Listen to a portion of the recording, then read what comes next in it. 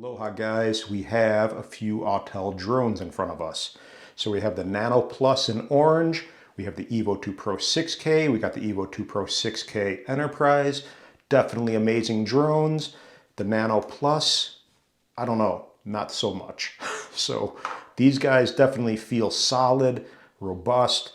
This guy feels pretty cheap, unfortunately. It just does not have that build quality.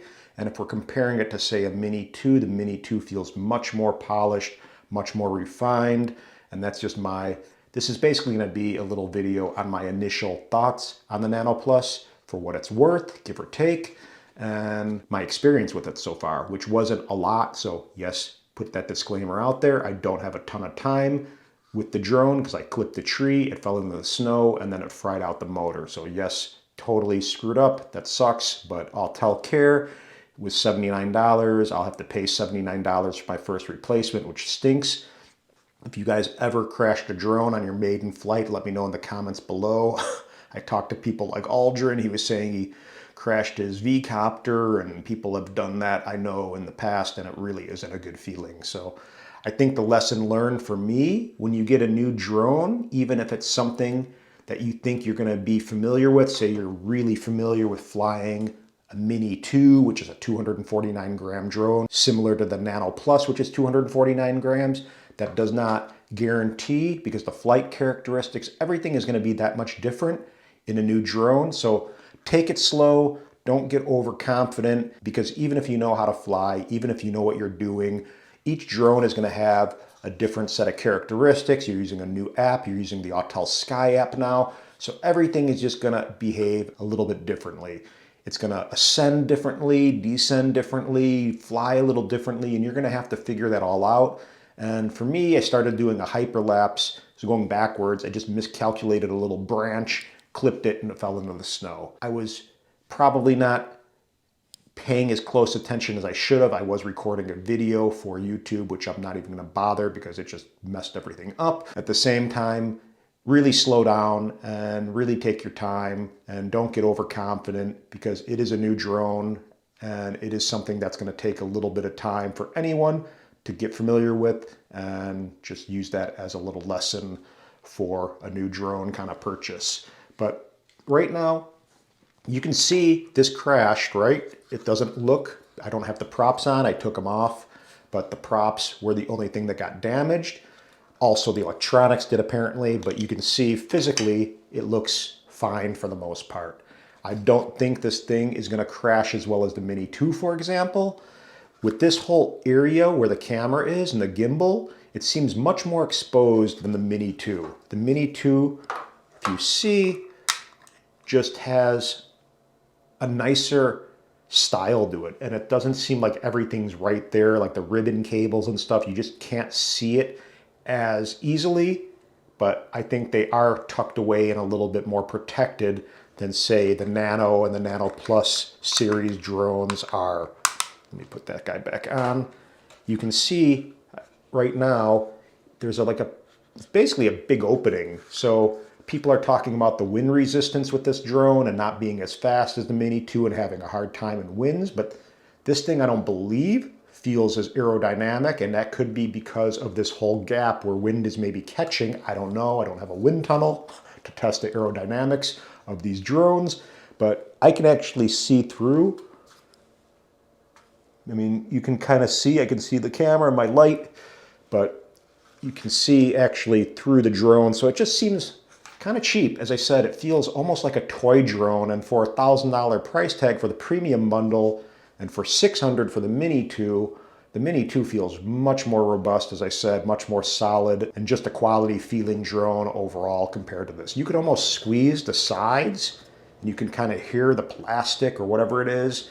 You can squeeze it a little bit. It actually kind of gives, so it just doesn't feel really awesome. And the batteries, I don't know, everything just doesn't feel as nice as it should for this kind of price tag. That's my honest opinion. I mean, it's fine. It's comparable, again, to the Mini 2. I mean, it's very comparable size-wise. The battery feel, I actually modded one of the cases that was for Mini 2. So the batteries fit in the slots the same way. You can kind of see, here I'll pull this battery out and pull my Mini 2 battery out as well.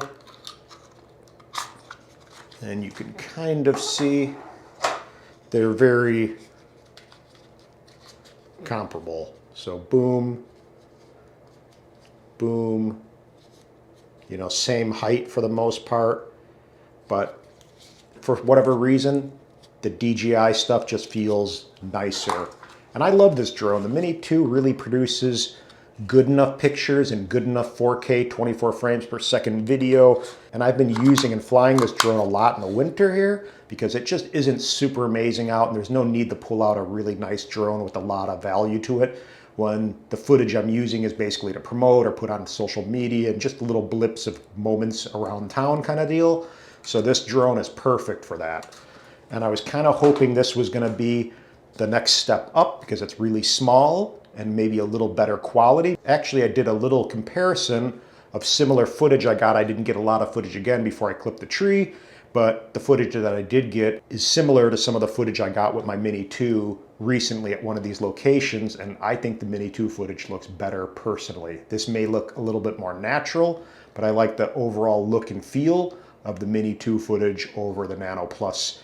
So again, I can't really say I would advise anyone to buy this drone over the Mini 2 just because of the feel and the build quality, and just knowing that this thing crashed once even though it went in the snow. I don't feel the Mini 2 would have gotten so beat up to a little snow, and I think this thing's just more exposed and more vulnerable to conditions and weather too. I don't know, it's hard to say. I just know that this thing fried out. I went and powered it on after I took some compressed air to it, and I probably should have waited to let things dry out, but regardless, one of the motors started to smoke. This actually poofed in the center of the drone, and that was that.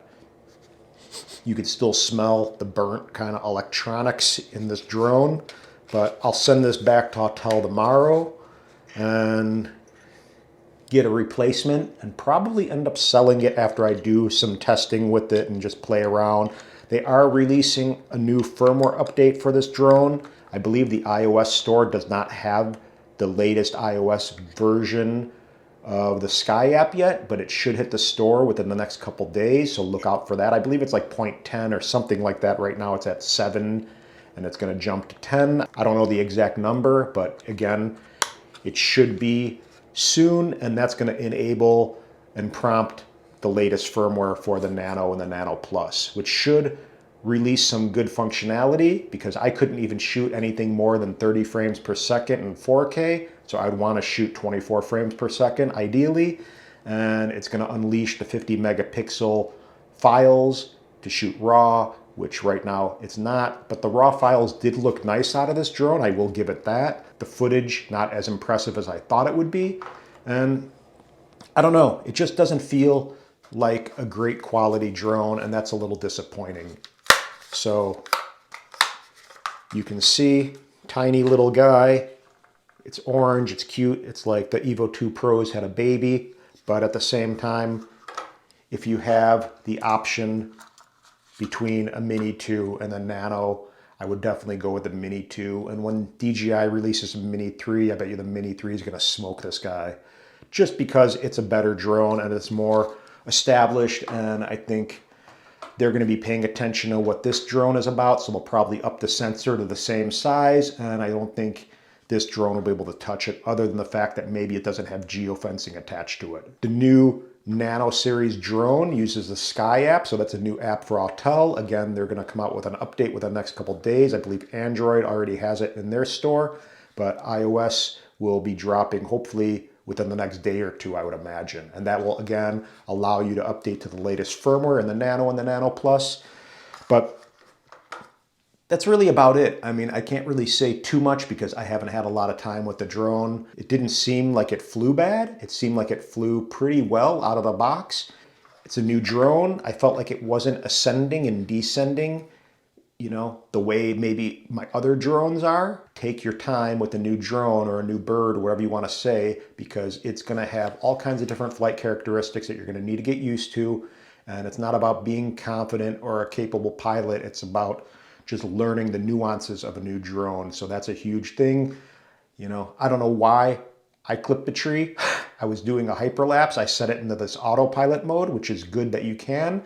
With the app, there's 3 different speed modes. There's like a smooth, I don't know if it's normal, and then the ludicrous mode, I believe. But regardless, there's 3 different speed modes. So there's been people griping about that as well, as I said, with the speed. But really, that's about it. I just wanted to talk a teeny bit about the Autel Nano series drone. This again is the Nano Plus. So if you're on the fence about ordering a Nano or a Nano Plus, I definitely would advise for people to wait on this drone. If you're gonna spend the money or you wanna buy a new drone, buy a Mini 2 if you don't have a Mini 2, buy a Lite or a Lite Plus if you're wanting an Autel drone, or find the used Evo 2 Pro 6K. I saw a couple recently that were selling for around $1,200, $1,300 range, so look in some of the forums or Facebook groups and pages. You may be surprised, and you'll have a way more quality drone than this guy. Obviously, it's going to be not 249 grams, but if you're going to need 249 grams, buy a Mini 2. And if you're wanting to spend maybe $1,000, then buy an Air 2S, and that would be my suggestion for now. So hopefully that helps. This guy will go back. You can see it didn't really get too damaged appearance-wise, other than my props with the crash. So it's pretty minor in that regard. But at the same time, it fried out. I don't know if that was because it just got exposed to too much moisture, but it does seem like this whole camera area is very exposed and vulnerable, as I said. And snow just kind of packed in here a little bit when it dropped, and enough to kind of fry everything. So that was that. But that's it, guys. Hope everything's well, and have a good rest of the week. And if you can, hit the thumbs up button. It helps out the channel. Subscribe, hit the notification bell, and happy flying. Aloha.